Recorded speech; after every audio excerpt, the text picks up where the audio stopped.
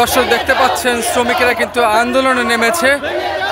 শ্রম ভবনের সামনে থেকে প্রধান উপদেষ্টা বরাবর স্মারকলিপি প্রদানের উদ্দেশ্যে কিন্তু আজকে এই বিক্ষোভ মিছিলের আয়োজন করেছে। আপনারা জানেন যে গত 8 মাস আগে বন্ধ হয়ে যাওয়া ডাট গ্রুপের 5টি প্রতিষ্ঠানের যে সমস্ত কর্মচারী এবং কর্মকর্তারা আছে তারা কিন্তু আজকে প্রধান উপদেষ্টা বরাবর স্মারকলিপি প্রদানের উদ্দেশ্যেই কিন্তু এই বিক্ষোভ মিছিল নিয়ে যাচ্ছে।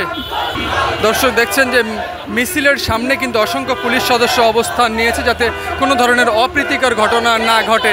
আমরা আন্দোলনকারী শ্রমিকদের সাথে কথা বলেছিলাম, তারা আমাদেরকে যেমনটি জানিয়েছে যে তাদের যে বকেয়া বেতন আছে 8 মাস যাবৎ, সেই বকেয়া বেতনের দাবিতেই কিন্তু বেশ কয়েকদিন যাবৎ শ্রম ভবনের সামনে অবস্থান নিয়েছিল। তারপরে কিন্তু আজকে প্রধান উপদেষ্টা বরাবর স্মারকলিপির প্রদানের উদ্দেশ্যে তারা এই মিছিল নিয়ে কিন্তু প্রধান উপদেষ্টা বরাবর যাচ্ছে।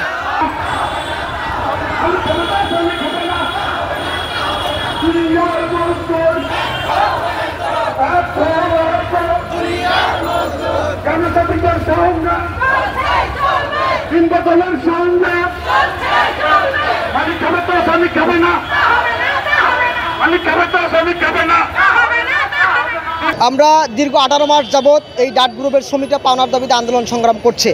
আমরা গত 2 দিন ধরে শ্রম ভবনে অবস্থান করতেছি। গতকালকে আমরা মাননীয় শ্রম উপদেষ্টা বরাবর একটা স্মারকলিপি দিয়েছি। আজকে সেখানে 4টি উপদেষ্টা মিলে একটি মিটিং সচিবালয় হচ্ছে। এখন আমরা এই মুহূর্তে দাঁড়িয়ে আছি প্রেস ক্লাবের সামনে। আমরা এই দীর্ঘদিন যাবৎ প্রায় 18 মাস যাবৎ আমরা দাবি করছি এই ডাট গ্রুপের যে প্রতিষ্ঠানগুলো 2023 সালের 28শে নভেম্বর মালিক বন্ধ ঘোষণা করছে এবং শ্রমিকদের পাওনা বিষয়ে একটা ত্রিপক্ষীয় চুক্তি হয়েছে। 18 মাস হয়ে যাচ্ছে, এখন পর্যন্ত এই চুক্তি কিন্তু মালিক বাস্তবায়ন করে নাই। এই চুক্তি বাস্তবায়নের দাবি এবং সরকার যে মালিককে সুদমুক্ত 13 কোটি টাকা লোন দিয়েছে শ্রমিকদের বেতন দেওয়ার জন্য, সেই টাকাটা কেন এখন পর্যন্ত শ্রমিকদের মাঝে পরিশোধ করা হলো না, এর জবাব চাইতেই আমরা আজকে এই সাংবাদিক বন্ধুদের মাধ্যমেই পুরো দেশবাসী এবং সরকারকে জানান দেওয়ার জন্য আজকে আমরা এই প্রেস ক্লাবে এখানে দাঁড়িয়েছি। এখন পর্যন্ত সরকারের নিকট থেকে আমরা কোনো আশ্বাস পাই নাই এবং শ্রম ভবনের যে কর্মকর্তারা এই মিটিংয়ে উপস্থিত হয়েছে সেটাও আমাদেরকে অবগত করে নাই এবং মিটিংয়ের সিদ্ধান্ত কে আমাদেরকে জানাবে সেই বিষয়টাও এখন আমরা অনিশ্চয়তার মধ্যে আছি। তাই এখন আমরা এই প্রেস ক্লাব থেকে মিছিল সহকারে আমরা শ্রম ভবনে যাব এবং সেখানে আমরা অবস্থান করব সিদ্ধান্ত না আসা পর্যন্ত।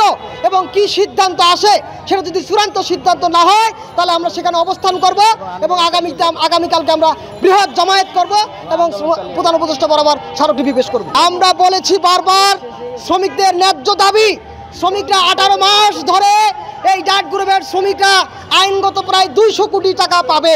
সেই জায়গায় একটা চুক্তি হয়েছে, শ্রম আইনের যে সুবিধা সেই সুবিধা থেকে কমিয়ে 50%-এর কম পয়সা দিয়ে চুক্তিটা করা হয়েছিল, সেই চুক্তিটাও এখনও বাস্তবায়ন করে নাই। অবশ্যই প্রশাসনের ভাইদের প্রতি আমরা অনুরোধ করব তারা আমাদেরকে বাধা না দিয়ে তারা যেন আমরা যাতে সুষ্ঠুভাবে প্রধান উপদেষ্টা বরাবর স্মারকলিপিটা পেশ করতে পারি, আমরা প্রশাসনের সর্বাত্মক সহযোগিতা চাই। আর যদি আমাদের ন্যায্য আন্দোলনকে নস্যাৎ করার চেষ্টা করা হয়, বাধা দেওয়া হয়, যেখানে যেখানে বাধা আসবে সেখান থেকে আমরা লড়াই শুরু করবো ইনশাআল্লাহ। আমাদের ন্যায্য দাবি অবশ্যই প্রশাসনের ভাইরা ইতিপূর্বে আমরা গতকালকে স্মারকলিপি প্রদান করেছি, সেখানে তারা সহযোগিতা করেছে। আজকে এখানে মিছিল নিয়ে এসেছি, তারা সহযোগিতা করেছে। আমরা আশা করব প্রধান উপদেষ্টা বরাবর যে স্মারকলিপি আমরা দিব তারাও সেখানে ইনশাআল্লাহ সহযোগিতা করবে, করতে চাই।